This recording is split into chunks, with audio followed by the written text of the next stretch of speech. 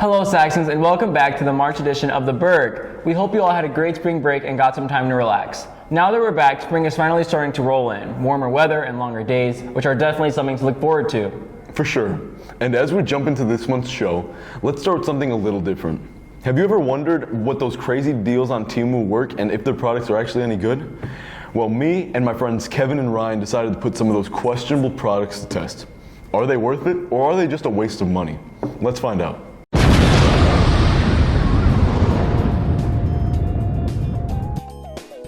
Hey, what's up, man? I'm Drake. And I'm Kevin. I'm here. No, but seriously though, the audio unfortunately did not capture while we were filming, but that's alright though. I'll give you guys a play-by-play as we go along in this news package of what ended up happening. Now see, first, and our only product that ended up working, as according to Kevin, unfortunately the second product did not work. Hello Saxons. Originally, for the last section of the Temu section, we had a camera review, but because of our group leader Drake, it doesn't work because he didn't charge it. So thanks a lot, Drake.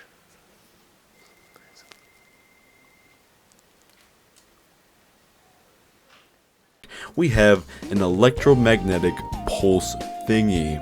What does that mean? Well, you put it on you and then it shocks you. Yes, we bought something that can give you electric torture for only about $6 plus shipping roughly. Immediately, instead of just trying to, figure out what's going on and read the manual, I'd immediately decided to take off my shirt and strap random pieces to my body. Now, as we have this going on in the background, I would like to go over some positives and negatives that have arisen since Temu's foundation. First, let's go with the good. Of course, there's a wide variety of products, which I thoroughly enjoyed. You can get many things like a water gun, feet, and oh wow, look at that t-shirt. That's such a cool freaking t-shirt. The second thing that's good about Temu is how cheap everything is. Temu is just so cheap.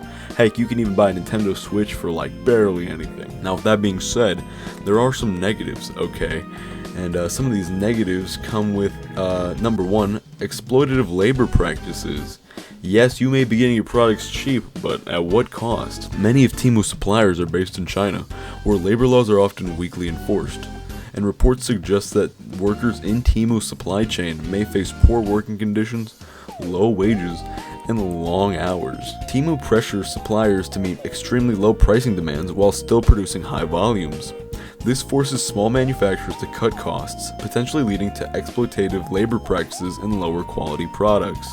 Which, hopefully, this electromagnetic thingy is not one of those lower quality products, or else me and Kevin are going to lose our lives on this news package, alright? Hey, just because I'm narrating, that means I am at least safe. Kevin, on the other hand, well, there's a reason he's not narrating right now, okay, I will say that. With that being said, all these negative and positives are just things that I would like to present to you guys. I'm not necessarily saying whether or not you should side with one side or the other, but rather I'm giving you guys information that you guys can make your own decisions with. Now see, overall, me and Kevin love this product. Is it safe? Absolutely not, rest in peace Kevin, but we did have a good time. Will I be buying from Temu again? Personally me, I don't believe in it, but if you want to, that's all you, man. At the end of the day, we're just trying to give you information, and even though I'm over here looking like I'm about to die, that shouldn't, guard you away from buying anything off Temu. At the end of the day, it's your decision, and we want to keep it that way here at the Schaumburg Sleuths. Well, that was interesting. Some of those products actually surprised me. Yeah, and some of them were exactly as bad as I expected. Maybe shopping on Temu really is a gamble. You know what's not a gamble? The energy and dedication of our Saxon athletes. Whether it's on the field, court, track, sports are a huge part of our school spirit. Let's check in with Trace, Colton, and Armando to see what's been happening in the world of Saxon sports. Yes. March is finally here, which means something big for sports fans. March Madness. As many fans around the country rush to fill out their brackets, me and my team set out for one goal, to find what the fans are thinking about this year's bracket. Okay, so first, what are your Final Four teams for the bracket? My Final Four is Florida, Duke, Michigan State, and I am a toss-up right now between Houston and Tennessee. I haven't quite decided on that one yet. And who would you say is going to be your championship pick this year? Well, I think if Cooper Flag is fully healthy, then I'm going to go with Duke. So I think I'll pick them because I think he will be fully healthy by the time the Final Four rolls around. Yeah. Okay. Thank you. That it? Yeah. So who are your final 4 picks this year? My final 4 picks are Lipscomb, Omaha, Oregon, and Warford. All right. And who's your champion? Warford. Thank you. Yep. All right. Who's in your final 4? I have Texas A&M, Florida, Duke, and Tennessee. And who do you think's winning the championship? I got Florida over Tennessee. All right. All right. Who do you have in your final 4? I have Auburn, Florida, Wisconsin, and Tennessee. And who do you think's winning the championship? I think Florida's going to win. Okay. So who's your final 4 for this year? I got That's not even. Duke, Tennessee, Florida, and Michigan State. And who do you think's gonna win the championship? I have Duke winning it all. I'm glad we got all the thoughts from here. For me, I've got Florida to win it all. That's it from me for now. This has been Trace, Colton, and Armando for the break. Sports always bring that energy. Speaking of important things, did you know that March is Women's History Month? Honestly, I never thought about it until now, but it makes sense. Women have made such a huge impact on history, and it's great that we take the time to recognize that. Definitely.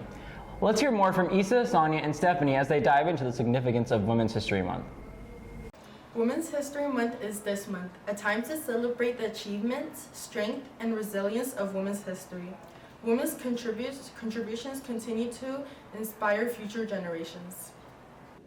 Throughout history, women have fought for the right to vote, the right to learn, and the right to lead in 1920. Women in the U.S. won the right to vote with the 19th Amendment. Why do you think it's important, that we talk about Women's History Month and, why it's important in general? Because women have come a long way. Women couldn't do lots of things back then, like vote and all that kind of stuff, and just equal pay and all that kind of stuff. Why do you think Women's History Month is important? I think Women's History Month is important because women's history is American history. And I find that a lot of times in our regular history classes, we're learning a lot about the accomplishments of men, which are important and they did help to shape our world and our country. But sometimes I feel like women get left out of that conversation. When I was in college, I took a women's history class, and it specifically focused on women's history. And it was really interesting to me to see how many social movements and cultural movements were started by women. And I also took a Women in Creativity course, which was important to learn about women's art. You can learn more about the impact of women in history by exploring local events and resources in your community. So this month, let's remember, Women's History Month is everyone's history. That was a really eye-opening news package. There's so much history that doesn't always get talked about. Definitely. And speaking of history, art has always been a powerful way to tell stories. From painting to music to theater, the arts bring creativity to life. This month, Layla, Kai, and Eric took a dive into the behind the scenes of our Arts Alive events. Take it away. Creativity is at the heart of our school's community, and nothing showcases that better than Arts Alive. This annual event brings together an incredible mix of talent from our very own students to skilled professionals, creating a space where art, music, and passion take center stage. But none of this would be possible without the dedication of Mrs. Micheletto and the many others who helped work behind the scenes to bring this event to life. Their hard work and passion create a space where students can express themselves freely, showcase their talents, and gain their confidence to share their artistry with the world. What kind of effect do you hope this event has on students? I think the arts as a whole are really important for students to be exposed to. I'm hoping that students see something that sparks a passion in them or see something that broadens their horizons and makes them think differently. I also think the arts can be a great venue for experiencing empathy and feeling what other people feel, and just appreciating what's out in our world and especially in our community. The most rewarding part of organizing this event is when it comes together and when it works. There's just so many different pieces, and there are so many amazing committee members. My co-chair, Miss Ryan, and I organize so much, and people who are on the committee, all these teachers, they are wonderful, and everybody puts so much effort. So just seeing it come together and seeing kids talk about art and seeing kids experience art and our own students perform their art, right, and getting to share that with students is just an amazing experience and makes it all worth it. You know, we all do this because we believe that art makes us better and that experiencing art is important to our souls and our humanity. So watching students get to experience that is what makes it all worth it. As talent after talent takes the stage, one thing becomes clear. Art isn't just alive in our school, it's thriving. So whether you're here to perform, create, or simply be inspired, Arts Alive is proof that the arts truly brings us together. Same energy isn't always just found in stages or in galleries. It also fuels our athletic spirit. And with spring in full swing, our Saxon baseball team is stepping up to the plate with plenty of drive and determination. Yes. Let's see what Lucas, Hanak, and Erman have to share about baseball this upcoming season. Thanks for joining us, Coach. How does it feel stepping into this role? It feels great. This is definitely a dream of mine, something I always wanted to do and accomplish. I'm glad it's here at Schaumburg High School. All right. What's your approach to coaching and leading this team? Yeah, that's a great question. I think just finding guys' strengths and weaknesses and trying to maximize on those strengths and improve weaknesses day in and day out in practice and games, and just helping our players become the best baseball players that they can. What are the biggest areas for improvement? I think right now, after our first game, is our hitting. We need to start attacking pitches earlier in the count and being more aggressive at the plate, but that will come with confidence and experience. How do you plan to develop players' game and reach their potential? Things that we do is the coaching staff keeps really good records and notes, and then we meet and review after each game and put a report together to send out to guys that highlights what we did well, what we need to improve on, and then we can begin to incorporate that as we move forward. Nice. What's something new you're bringing to the team? I don't know if it's anything necessarily new, but just a approach of trying to build a winning culture, but also have fun and enjoy playing baseball as we do it. What message do you have for the players as you start this new chapter? Let's have a great season. We'll have a lot of fun and have a lot of success. All right. Coach Garvey, thanks for your time. Wishing you and the team the best luck of this season. Thank you very much for having me. All right, have a good day. You too. That's right. Me, Mirabel, Druvy, and Kat have the latest in national news. Let's check it out. We're Perry, Mirabel, and Kat reporting important U.S. news. Recently, President Trump imposed a 25% tariff on Canada and Mexico and a 20% tariff on China. A tariff is a tax on imported goods, making them more expensive for businesses and consumers. In response, Mexico and Canada have imposed their own tariffs.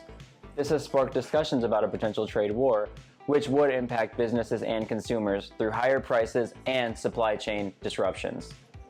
Meanwhile, Trading Economics reports that the U.S. inflation rate currently stands at 3%, driven by rising costs in housing, energy, and consumer goods. While the Federal Reserve has taken measures to control inflation through interest rate adjustments, some economists worry that prices could continue to rise. A recent national poll found that a majority of Americans are concerned about their purchasing power, with many pointing to increased grocery and rent prices as key stressors.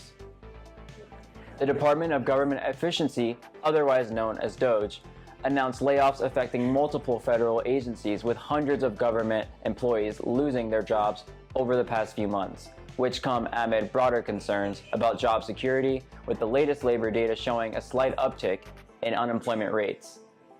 Experts continue to monitor these developments, with ongoing debates over the impact of trade policies, inflation trends, and government restructuring. This has been Perry and Drake for The Burg.